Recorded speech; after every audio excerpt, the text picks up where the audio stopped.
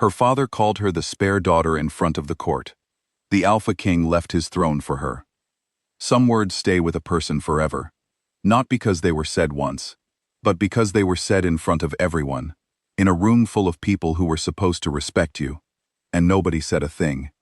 That is what happened to Alara. She was the second daughter of a powerful duke. Her father was a man known across the kingdom for his sharp mind, his wealth, and his ability to get what he wanted. He had two daughters. The first one, his older daughter Seraphine, was everything he wanted the world to see. Graceful, well-spoken, trained for court life since she was old enough to walk in heels. And then there was Alara. Alara was quieter. She liked books more than banquets. She asked questions instead of performing answers. She did not care much for the games people played at court, where everyone smiles but means something else entirely. Her father had decided, very early on, that she was not useful to him, not in the way Seraphine was, and so he stopped seeing her, not physically, but in every way that matters.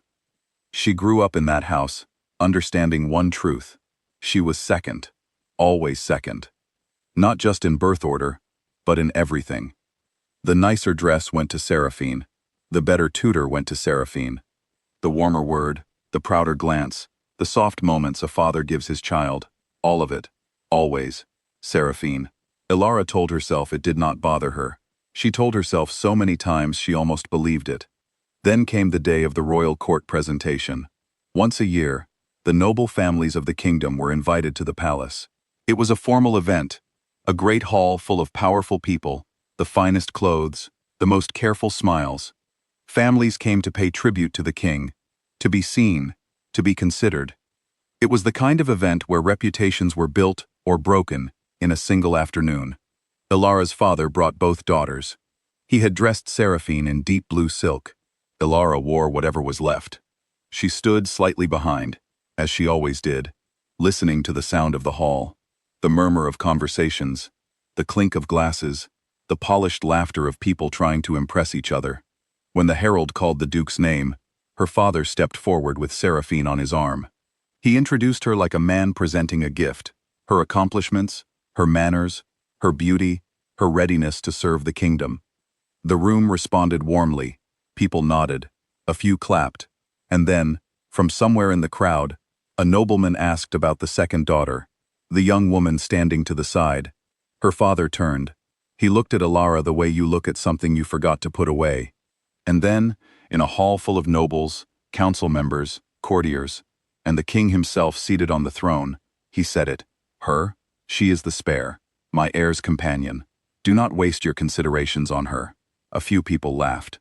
Others looked away quickly, the way people do when they witness something uncomfortable, but do not want to get involved.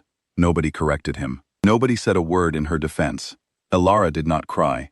She had heard those words before. In private, at the dinner table, in passing comments her father never thought twice about. But hearing it here, like this, in front of so many people, it felt different. It felt like something being decided about her life without her permission, in public, permanently. She lifted her chin. She looked straight ahead. She did not give that room the satisfaction of watching her fall apart. She did not see that the king was watching her. King Kalen had ruled for 15 years. He had seen everything a court could offer: ambition dressed as loyalty, flattery dressed as honesty, performance dressed as character. He had grown tired of all of it in ways he never said out loud. He sat on that throne every day doing his duty, and every day, the room around him felt a little emptier. When the duke made that comment, the king's gaze moved, not to the duke, not to Seraphine, but to the girl standing to the side. He watched her absorb the humiliation. He watched her choose stillness. He watched her decide, in real time, not to fall. In 15 years of court life, he had never seen anything quite like it. Later that evening, during the reception that followed, Alara slipped away from the noise. She was not running away. She simply knew that nobody would notice she was gone, and she needed 5 minutes without having to pretend she was fine. She found a garden just off the main corridor, sat down on a stone bench near a small fountain, and finally exhaled. The king found her there by accident. He had left the reception for the same reason: too much noise, too many faces performing too many things. He almost walked past. Then he saw her, and he stopped. She stood up immediately, flustered. ready to excuse herself. He told her to sit down. She sat. What happened next was not a royal audience. It was not formal or significant in any obvious way. They talked about the garden, about the old stone walls of the palace, about a book Alara had recently read on irrigation systems that had made her think differently about how kingdoms handle drought. The king, who had expected to stand there for 30 seconds and move on, found himself still there 20 minutes later, asking her another question. She spoke without performing. She disagreed with him once, gently but clearly, and held his gaze when she did it. She did not pretend to know things she didn't know. She was just honest. Naturally, easily honest, in a way that felt almost strange in a place like this. When they finally parted, the king said only, "You have a good mind," and he walked back inside. Ilara sat there for another moment, not quite sure what had just happened. 3 days later, she received a letter with the royal seal, a summons, not for her father, not for her sister, for her. A private audience with the king. Her father read the letter before she did. She could hear him from the next room, his voice low and tight, telling her how to behave, what not to say, how not to embarrass the family. She listened. She said she understood, and then she went, quietly, on her own terms. The private audience was nothing like she expected. The king did not make small talk. He asked her real questions. About the water shortage in the eastern provinces, about the merchant disputes near the border, about what she thought a ruler owed to people who would never meet him. He asked as if the answers actually mattered to him, as if he was writing them down somewhere in his mind. Alara answered him honestly. She said, "I don't know," when she didn't know. She pushed back when she thought he was wrong. At one point, she corrected a historical detail he had gotten slightly off, and she did not soften it or apologize for it. She just said it clearly and waited. Nobody corrected the king. Everyone in that palace knew that. He did not have her removed. He did not look offended. He leaned back in his chair and looked at her with an expression she could not quite read, like he was solving a puzzle he had not expected to enjoy. The audience ran 2 hours longer than scheduled. After that, things changed in the palace. Slowly at first, then faster than anyone could manage. The king summoned her again, and again. Word began to travel, the way it always does in places where people have nothing better to do than watch each other. The whispers started, some curious, some mocking. The spare daughter, they called her, the same word her father had used, but now with different weight attached to it. Some people laughed, some waited to see what would happen. One evening at a formal dinner, with members of the king's own council at the table, her father did what he always did, when he felt things slipping out of his grip. He made a comment, smooth and casual on the surface, sharp underneath, about Alara's unsuitability for serious matters. He referenced her education as lesser, her temperament as too plain for court, her interest to the king as a passing curiosity, nothing more. He said it with a smile, the way people say cruel things when they want the cruelty to have an audience. The table went quiet. Ilara put down her fork. She looked at her father. She thought about every dinner table before this one, every moment she had swallowed the wrong word and looked away, every time she had decided that being small was easier than being seen. She was done being small. She looked at him and said, calmly, in front of everyone, "You have called me spare my entire life, father. I have decided I no longer accept that as my name." Then she excused herself and left the table. The council members looked at each other. Nobody said anything for a long moment. And later, that same evening, one of them told the king what had happened.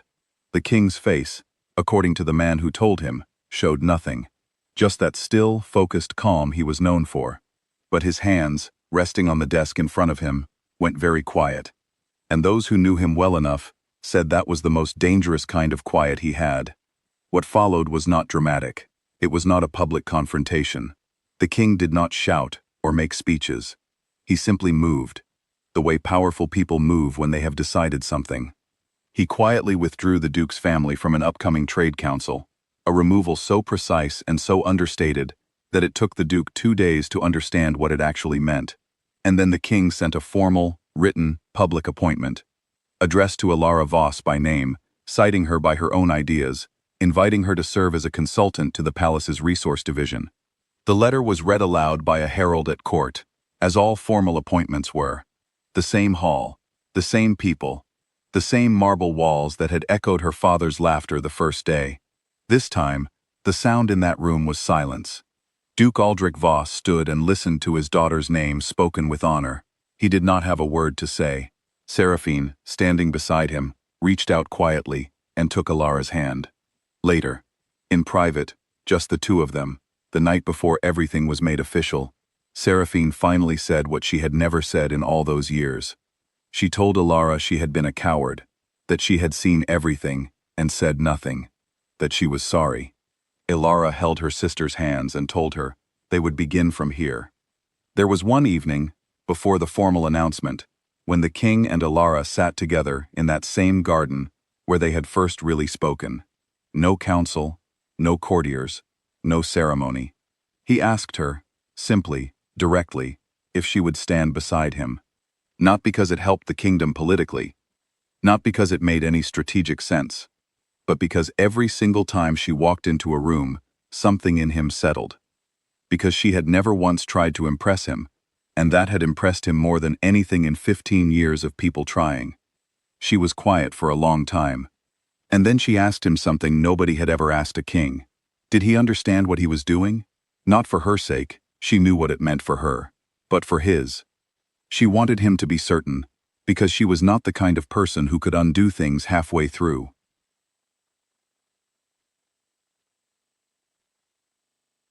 He told her he had been certain since the garden. She said yes.